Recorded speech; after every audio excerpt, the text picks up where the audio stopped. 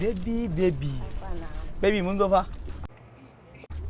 mana mu je mana shiga mu je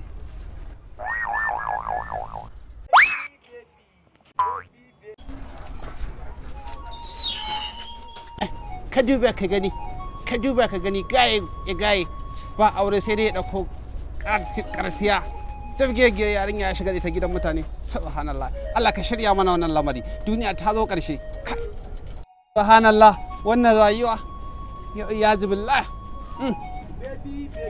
ya zubillah subhanallah naji baby yanzu zan je gun mutumin nan zan je in karbo wannan abun in ya so kin ga kawai muna zuwa sai mu koma ko akar maka lau barka dai dan saurayi ya gida an fito lafiya kalau barka dai ayi hakuri da Allah mun shiga ba mu dan yi amma ga amanar baby nan da Allah amana amanar baby zan dan je dan duba wani abu ne dawo yawa baby ba matsala bismillah baby wa subhanallah walhamdulillah wa subhanallah da fatan dai ana dan taba karatun ko irin sa ahalari su ishimawi to subhanallah to yanzu kayan karatun na ciki ai ina ganin ya kamata dan shiga daga ciki in dan gwada muke da abin yake fafa mu shiga daga ciki to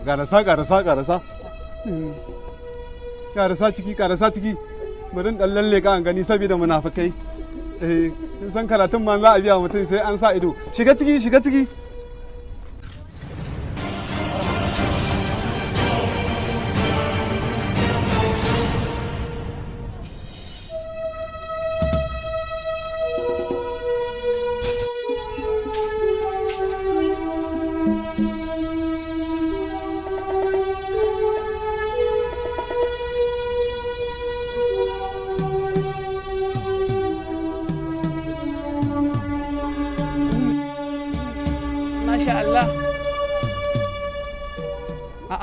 Masha Allah an fito? Masha Allah. Bai dawo ba har yanzu? Bai dawo ba. Za ki wuce? To ya kira ki a waya? Subhanallah. To ai ya kamata ko na da babur bara dan baki wani abu ki dan hawa babur ko? Su ki yanan ki dan hawa babur. Subhanallah. Da wannan shi dima haka. Masha Allah. Salamu alaikum. Allah. An garba kallahu. An dawo? Ina baby? Baby? Ta yi haka da ita ce kwaye waya da ita. To alhamdulillah.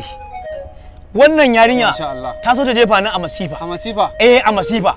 Daman da muka shiga da ita. Kafin mu shiga da ita sai da nace sai mun je gun abokina Abba Rabi yayi mana blood test.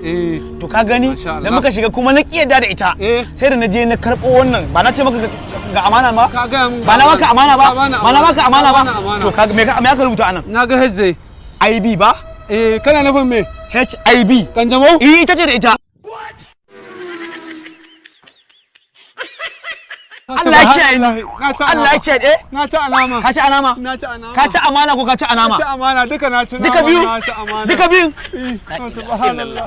To kai ta shafa. Me ya shafa? Yanzu ya zan yi. Me aka rubuta anan? HIV. To ka gani. Ya ilallah.